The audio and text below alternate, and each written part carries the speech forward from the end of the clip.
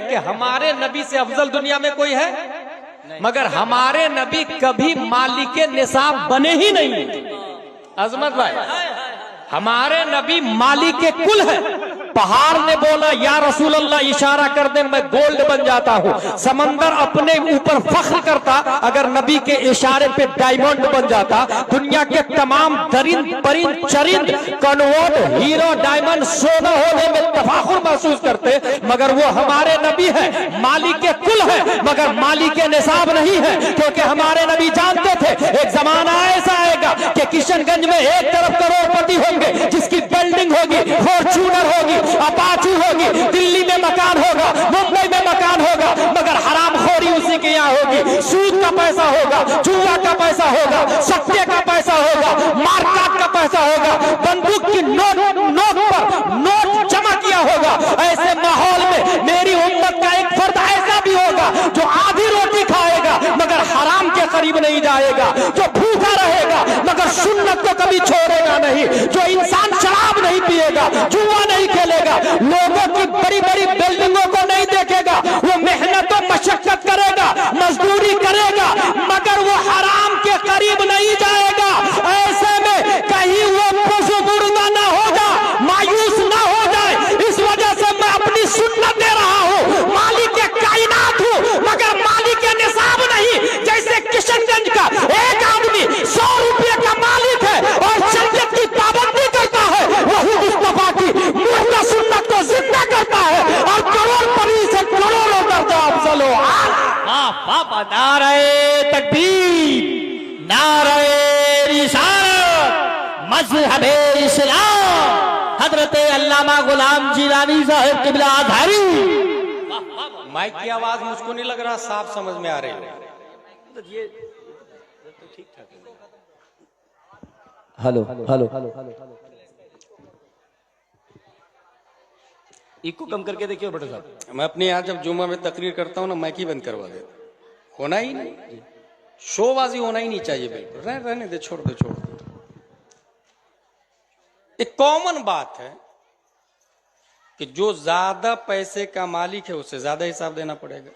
तो जो उलमा हैं फाइनेंशियली कमजोर हो सकते हैं, मर्तबा और अफजल में नबी ने अपना वारिस उन्हीं को कहा है।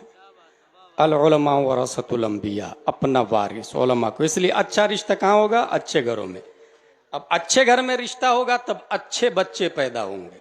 अब अच्छे बच्चे पैदा हुए, अब उन बच्चों के लिए हमें उन बच्चों का फ्यूचर देखना है। जाहिर सी बात है स्कूल भेजेंगे आप, मोस्ट वेलकम, भेजना चाहिए। मगर आप अपने बच्चों को पूछें कि आप स्कूल में गए थे, कॉन्वेंट में प्रेयर क्या हुआ था, शुरू कहां से किया था, एंडिंग कहां पर हुई थी, छुट्टी संडे को होती है या फ्राइडे को होती है। लामोहाला ये जो पढ़े लिखे लोग नजर आ रहे हैं ये कॉन्वेंट सेंपाया से पढ़े लिखे लोग हैं, मगर ईमान उनका महफूज नहीं है। क्योंकि ईमान किस परिंदा का नाम है ये जामिया फैजिया अशरफुल उलूम में बताया जाता है, ये स्कूल कॉन्वेंट सेंट पायस में नहीं बताया जाता है। इस वजह से क्या करना चाहिए, मैं ये नहीं बोल रहा सिर्फ मदरसे में पढ़े, मैं ये कह रहा हूं कि अपनी स्कूल होनी चाहिए, अपना कॉलेज होना चाहिए, अपने हॉस्पिटल होना चाहिए। हॉस्पिटल अपना होगा, माँ और बहनों को पहले ही बच्चे में ऑपरेशन कर दिया जाता है। अच्छा, माँ और बहनें भी और लोग भी इतने नाआशना है कि सीधा जहां 9वां महीना से 10वां महीना हुआ बच्चे को पेट में, फौरन हॉस्पिटल। देखिए ना, 10वां महीना हो गया बच्चा नहीं हो रहा, ऑपरेशन, डॉक्टर बोलता ऑपरेशन। इस्लाम क्या बोल रहा, कभी सोचा आपने? बच्चा माँ के पेट में 10 महीना भी रह सकता है, 11 महीना भी रह सकता है, 12 भी, 15 भी, 16 भी, 17 भी। इमाम शाफई 20 बल्कि 2 साल में इमाम शाफई पैदा हुए थे। माँ के पेट में कितने दिन रहे थे इमाम शाफई? 2 साल। तो बच्चा माँ के पेट में 2 साल भी रह सकता है। आप जाएंगे डॉक्टर के पास तो वो तो बोलेगा ऑपरेशन ना, और वो ऑपरेशन मर्द करता है, माँ और बहनों की। हमारी गैरत कहां से जिंदा रहेगी भाई? हमारी बीवी को पराई मर्द डॉक्टर देख रहा है, किसने कहा डॉक्टर को देखना जायज है? भाई डॉक्टर हमारा होना चाहिए, वो भी फीमेल डॉक्टर। हमारी माँ और बहनें डॉक्टर होगी, हमारा कॉलेज होगा। क्या बात है, ऑपरेशन वही करेगी, जरूरी सिस्टम वही बनाएगी। अब वो जब ऑपरेशन करेगी तो देखेगी कोई चारा नहीं है, तब ऑपरेशन लास्ट ऑप्शन है। वरना कि हमारी माएँ बच्चा नहीं पैदा किया, आपकी माओं ने बच्चा नहीं पैदा किया। वो तो ऑपरेशन के सहारे नहीं जाती थी, वो तो 2 मिनटों में हॉस्पिटलाइज तो नहीं होती थी, घर पे डिलीवरी होती थी, घर पे। और 1-2 नहीं 10-10 बच्चों की माएँ आज भी जिंदा है, आज भी जिंदा है। ये नस्ल कुशी का प्लान साइलेंटली चल रहा है और आपको पता भी नहीं, आराम से। क्यों? हॉस्पिटल उसका क्या होना चाहिए? हमारा हॉस्पिटल। कौन खोलेगा हॉस्पिटल? जिसको अल्लाह ने दौलत दी है, जो करोड़ों रुपया बैंक बैलेंस या एफडी या खेत खरीद के रखे हैं। लानत है उस दौलत पर जो मुस्लिम उम्मत की हिफाजत के लिए काम नहीं आ रही। एफडी तोड़ देना चाहिए, खेत बेच देना चाहिए, अपना हॉस्पिटल। नॉर्मल डिलीवरी होगी या डिलीवरी होगी तो हमारी बच्चियां करेगी, मुस्लिम बच्चियां करेगी। दूसरी बात, स्कूल हमारा होगा तो बायलॉज हमारा बनेगा, उसमें हम संडे को छुट्टी नहीं करेंगे, हम फ्राइडे को छुट्टी करेंगे। हमारी स्कूल है।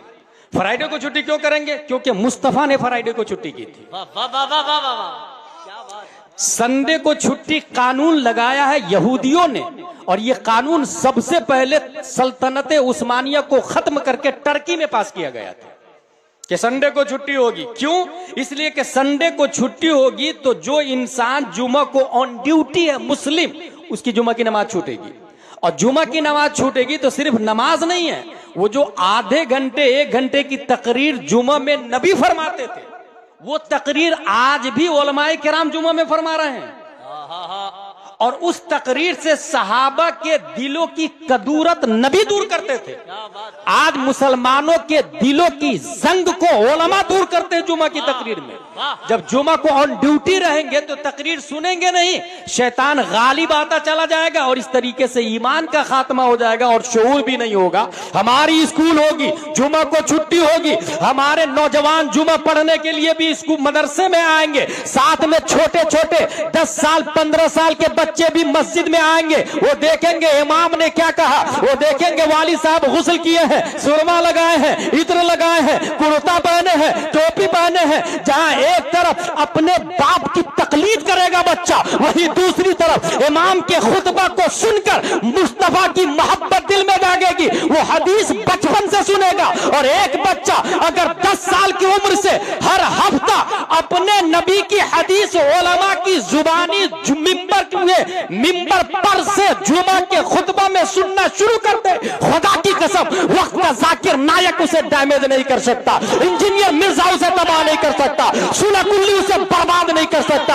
ये शिर्क, ये काफिर, ये मुशरिक, ये अहले हदीस गली गली नगर नगर घूमने वाले, ट्विटर फेसबुक व्हाट्सएप गूगल और चैट जीपीटी के जरिए ईमान को तबाह बर्बाद करने वाले, जो बच्चा जुमा में अपने इमाम का खुतबा सुनेगा, नबी की हदीस सुनेगा, वो दिल में ऐसा रासिक होगा। अल हिफ्ज़ फी शिक्र का नक्श अलल हजर वल हिफ्ज़ फिल किब्र का नक्श अलल मा। बच्चे की छाती पर एक बार नक्श हो गया, हजारों के मजमा में पहाड़ की चट्टान की तरह वक्त का बिलाल बनके ईमान की हिफाजत भी करेगा और दूसरों को ईमान की दावत भी देगा। नारे तकबीर, नारे रिसालत, मज़हब इस्लाम, मसलक आला हज़रत। क्या बात है, तो जिंदाबाद। मेरी तकरीर कितने बजे हो रही है? 1:30 बजे के आसपास शुरू हुई है। किसने कराया? ये कमेटी ने। अच्छा, उससे पूछे तो वो यही बोलेंगे, हजरत वो 2 बजे तक जलसा कराना है। उस रस्मो रिवाज खत्म करने को कोई तैयारी नहीं। वो होगा 2 बजे, भले पब्लिक चली जाए, होगा 2 बजे तक। मुकर्रिर खुसूसी लास्ट में आएंगे। हासिल जो बाहर जो लोग खड़े हैं, मैं उनसे फिर कह रहा हूं, उनके जरिए इनकलाब नहीं आएगा। ये जो थोड़े बहुत आप बचे हुए हैं ना, यही समझने वाली बात है। आप ही इस पे तवज्जो से सुने। अपनी स्कूल होगी, यूनिफॉर्म। कर्नाटका में आपने सुना था ना मुस्कान का मामला, कुछ औरतें इतनी बदतमीज थी वहां पर कि बाज़ाब्ता नकाब पहन के जाती थी और स्कूल के गेट पर, स्कूल पे लिखा हुआ था नकाब नॉट अलाउड। तो औरतें क्या करती थी मालूम? नकाब वहां उतार के झोले में डालती थी और फिर अंदर बगैर नकाब के घुसती थी। इसके जिम्मेदार सिर्फ वो नहीं, हम लोग। क्या करना चाहिए था हमें? ऐसी स्कूल के गेट पर जूतों का हार डालना चाहिए, अपने बच्चों को निकाल लेना चाहिए। अपनी स्कूल होगी आला हजरत अरबिक स्कूल, ताजुश शरिया इंग्लिश मीडियम स्कूल, और उस स्कूल में हम यूनिफॉर्म लगाएंगे, लड़कों के लिए कुर्ता पजामा टोपी और लड़कियों के लिए नकाब फातिमा तो जहरा दाखिल करेंगे। कोई कुछ नहीं करेगा ऐसे, क्योंकि आपका बायलॉज है ना, आपका नियम है। आपका बच्चा स्कूल में जाता जनगण मन अधिनायक से शुरू करता है, हमारा बच्चा जब जामिया ताजुशरिया में या आला हजरत अरबिक इंग्लिश मीडियम में जाएगा, प्रेयर शुरू करेगा मुस्तफा जाने रहमत पे लाखों सलाम, शमे बज़्म हिदायत पे लाखों सलाम। ये वो बात नहीं है जिसको आप कहे कि अजहरी साहब ने बहुत अच्छी तकरीर की। गलत, मैं तकरीर नहीं कर रहा, मैं करने के लिए कह रहा हूं। अगर अल्लाह ने दौलत दी है, वसअत दी है, अगर अकेला नहीं हो सकता तो शेयर में करे, ग्रुपिंग में करे, लेकिन अपनी स्कूल खोले। एक कॉमन सेंस है, बच्चों पर लाजिम है कि माँ बाप की ताजीम करें, यही है ना।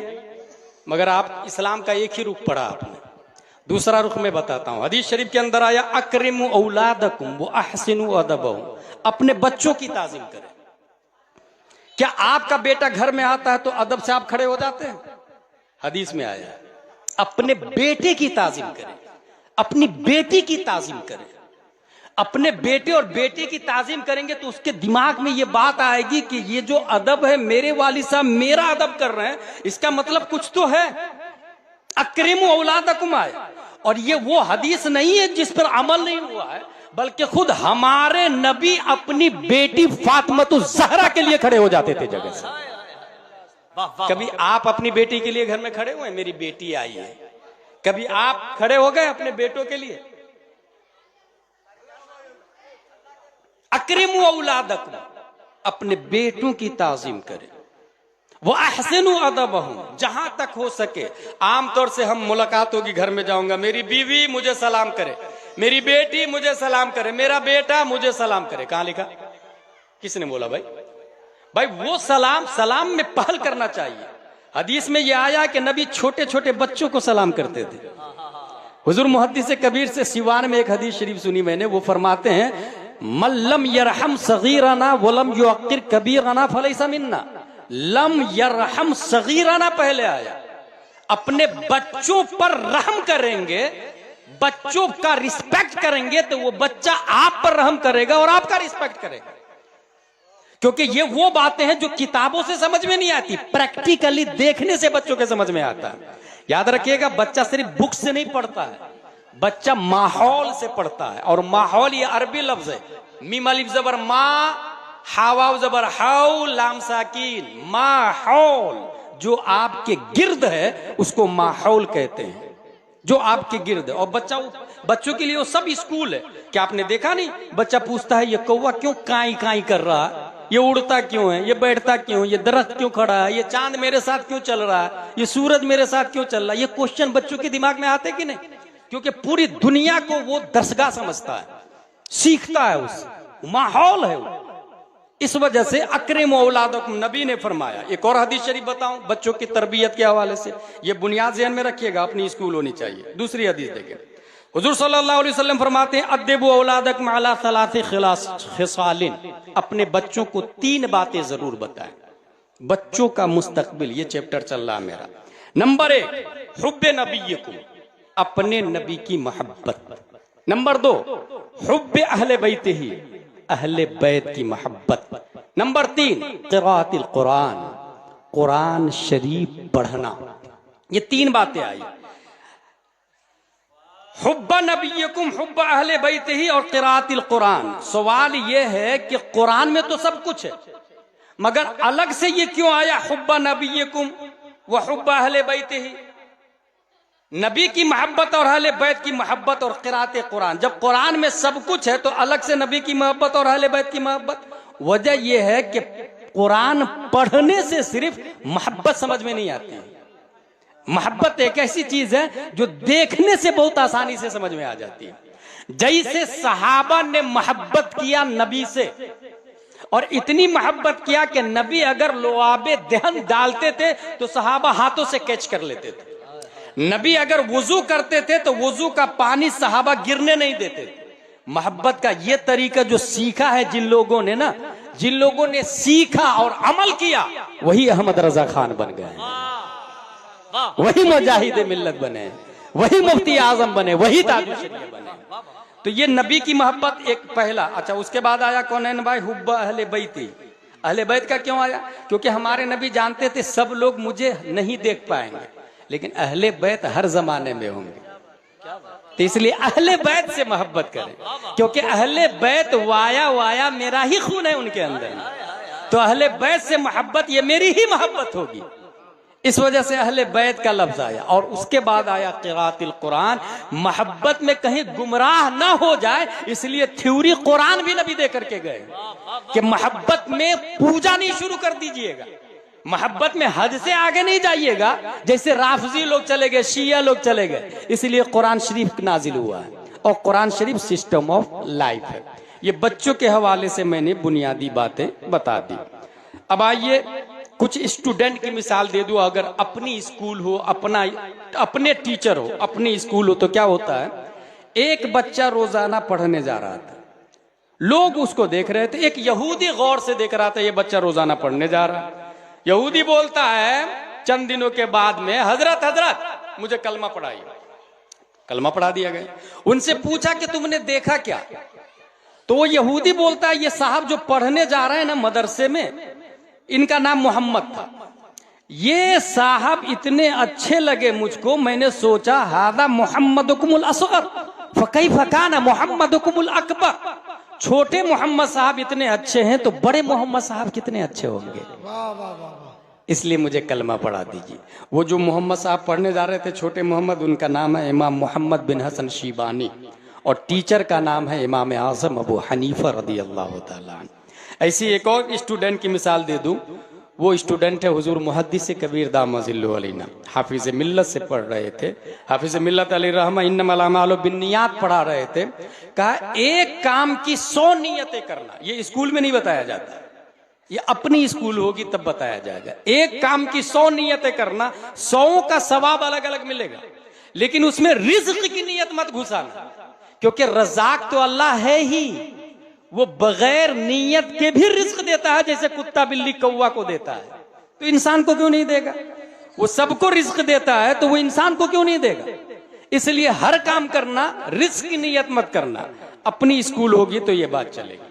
दूसरा पॉइंट आ जाए, बड़ों का हाल। बड़े आम तौर से जहालत के शिकार है, झूठ बात बात में बोलता है, शराब पीता है, जुआ खेलता है। अगर किसी के पास 1 लाख रख दे और आप मर गए तो उसकी नियति बदल जाती है, अमानत में खयानत करता है। बुख्ल बहुत ज्यादा हो गया, दीनी मामलात में बुख्ल बहुत ज्यादा करेगा इंसान। अच्छा, कुछ जलसों का तरीका भी बताऊं। कुछ ऐसे भी लोग देखें जो शायरों पर ऐसे करके गड्डी उड़ा देंगे, 10,000 20,000। अभी नदीम भाई को नहीं दिया गया होगा, नदीम भाई कह रहा हूं मैं, अजमत भाई को इतना नहीं दिया गया होगा, मगर कुछ जलसों में 10, 20, 30,000 ऐसे करके शायरों पे उड़ा देते हैं। और जब मदरसे का ऐलान होता है तो बड़ी मुश्किल से 100 रुपया भी नहीं निकलता। इसका मतलब उसने इस्लाम को समझा ही नहीं, उसने दीन को समझा ही नहीं। कहां पर कितना देना चाहिए और कैसे देना चाहिए उसे पता ही नहीं।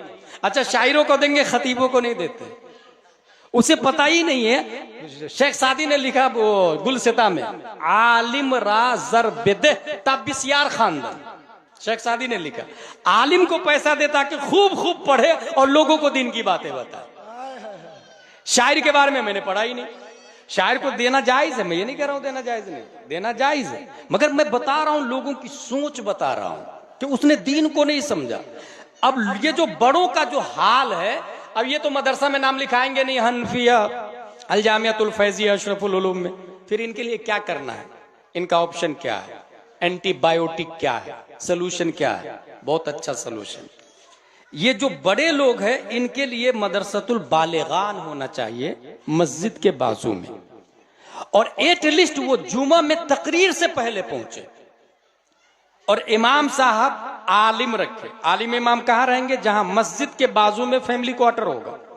मस्जिद बना लेते हैं लोग करोड़ों की, मगर फैमिली क्वार्टर नहीं बनाते। इमाम साहब कहाँ रखेंगे, कहीं रहेंगे, मुझे नहीं मालूम भाई साहब। अच्छा, इमाम साहब रखेंगे भी तो उनकी बीवी का ठिकाना नहीं रहता, इसलिए वो 2-3 महीने में घर जाते हैं तो पूरे इमाम साहब बार बार छुट्टी कर रहे हैं। इसलिए क्या होना चाहिए? मस्जिद के बाजू में फैमिली क्वार्टर। ऐसे भी मस्जिद नबवी के बाजू में हुजरा मुस्तफा बना हुआ था। वाह वाह वाह, अजमत भाई, भारी दलील ले रहा हूं। मस्जिद नबवी के सहन में हुजरा आयशा बना हुआ है। जहां हुजूर सल्लल्लाहु अलैहि वसल्लम आराम फरमाते थे। इसका मतलब मस्जिद के बाजू में इमाम का हुजरा फैमिली क्वार्टर होना चाहिए, जैसे मस्जिद नबवी में था, हुजूर सल्लल्लाहु अलैहि वसल्लम थे, उलमा उनके नाइब है। इसमें क्या होगा, वो आलिम अच्छे से अच्छा रखे, जुमा में तकरीर से पहले पहुंचे। वो जुमा की तकरीर मौजू के तहत हर महीने में हिसाब से होता है। मुहर्रम में क्या हराम क्या हलाल, ढोल हराम, ताशे हराम, बाजे हराम, मुरव्वजा ताजियादारी हराम, ये सब बताते हैं। कुर्बानी में बड़ा बड़ा बकरा खरीद लेंगे और खूब हार पहना के शोबाजी करेंगे। इमाम साहब बताएंगे लन यनालल्लाह लुहूमुहा वला दिमागुहा वलाकिन यनालुहु तक़वा मिनकुम। ये बकरा, गोश्त, खून, हड्डी ये अल्लाह की बारगाह में पहुंचता ही नहीं, पहुंचती है मोमिनों की नीयत। ये कौन बताएंगे? इमाम साहब आलिम रहेंगे। तो आलिम कब रहेंगे? जब फैमिली क्वार्टर रहेगा। इसलिए क्या करना है, मस्जिद के बाजू में फैमिली क्वार्टर, ताकि बड़ों की इस्लाह हो सके। अब आखिरी पॉइंट वमा अलैना इल्लल बलाग बोलने जा रहा हूं मैं। आखिरी पॉइंट है एजुकेटेड की सोच। एजुकेटेड से मेरी मुराद वो लोग जो मुस्लिम हो या गैर मुस्लिम हो, पढ़े लिखे हैं मगर इस्लाम पर क्वेश्चन है उनका। जैसे उनका कहना यह है कि फंडामेंटलिस्ट नहीं होना चाहिए, इतना सख्त नहीं होना चाहिए। अगर कोई देवबंदी आ रहा तो सलाम कर लो, वहाबी से अच्छा रिश्ता आ रहा, पढ़ा लिखा है वहाबी, तो रिश्ता कर लो। ये किन लोगों का कहना है? पढ़े लिखे लोगों का, एजुकेटेड। ये एजुकेटेड से मुराद मेरी उलमा नहीं है, ये स्कूल वाला एजुकेशन, एजुकेटेड लोग। मेरा कहना यह है कि किसी भी डिपार्टमेंट में एक इंसान है, जब तक उसके उसूल और सिस्टम को नहीं अपनाएगा वो कामिल नहीं हो सकता है। जैसे अगर सर फटा है तो स्टेजिंग थ्रेड पांव में लगाएगा या सर में लगाएगा?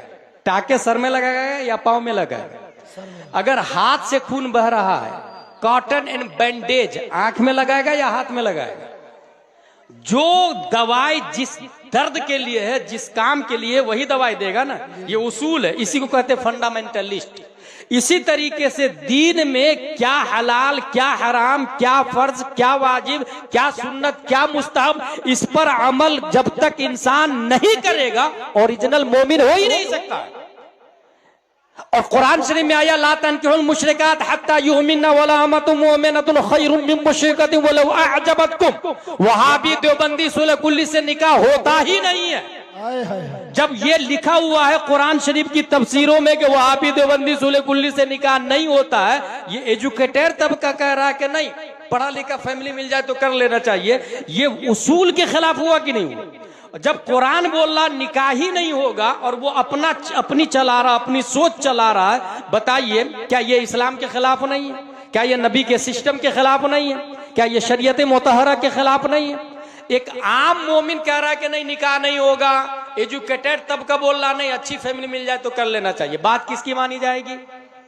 बात किसकी मानी जाएगी? एक MBBS डॉक्टर बोल रहा है वुजू में 6 फराइज है, और अल जामियातुल फैजिया अशरफुल उलूम का तालिब इल्म बोल रहा है कि नहीं, अनवार शरीयत में लिखा है वुजू में 4 फराइज है। बात किसकी मानी जाएगी? MBBS की या वो जामिया फैजिया के तालिब इल्म की?